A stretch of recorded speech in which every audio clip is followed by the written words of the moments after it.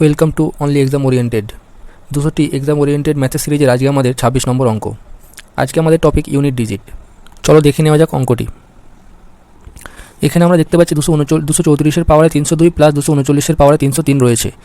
এই যে সংখ্যাটা দেওয়া আছে আমাদেরকে, সেই সংখ্যাটার ইউনিট ডিজিটটা কত সেটা আমাদেরকে বের করতে দিয়েছে। ইউনিট ডিজিট বের করার সবথেকে ইজি মেথড হলো, প্রথমে আমাদেরকে করতে হবে শেষের সংখ্যাটা শুধু নিতে হবে। এইটা কেটে দেবো এবং এইটা কেটে দেবো। তাহলে প্রথমে আমাদের আসছে কত, এখানে আসছে 4 প্লাস এখানে আসছে কত 9।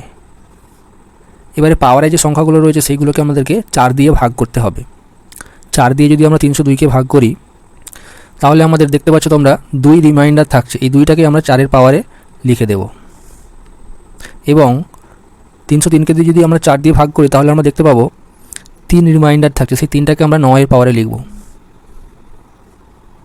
তাহলে 4-এর স্কোয়ার মানে আমাদের কত আসছে 16 এবং 9-এর কিউব মানে আসছে আমাদের 81 ইন্টু 9, মানে এর ইউনিট ডিজিট আসবে কত 9 আর এর ইউনিট ডিজিট আসবে কত 6। তাহলে 9 আর 6 যোগ করলে আমাদের কত আসছে 15, অর্থাৎ এর ইউনিট ডিজিটটা হবে 5।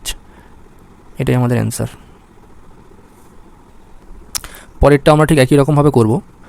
প্রত্যেকটি সংখ্যার আমরা ইউনিট ডিজিটগুলো নিয়ে নিলাম। এবারে আমরা প্রত্যেকটা পাওয়ারগুলোকে 4 দিয়ে ভাগ করে রিমাইন্ডারগুলোকে আমরা উপরে লিখব।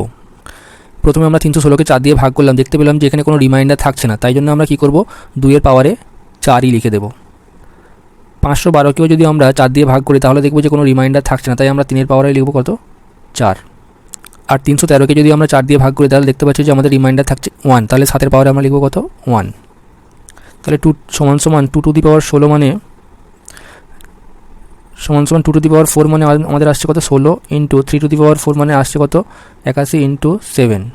তাহলে এর সবকটা ইউনিট ডিজিটগুলো যদি আমরা গুণ করি তাহলে আসছে আমাদের কত 6-1-কে 6 আর 6-7-তে 42, অর্থাৎ এর ইউনিট ডিজিট আসছে কত আমাদের 2। এটাই আমাদের অ্যান্সার।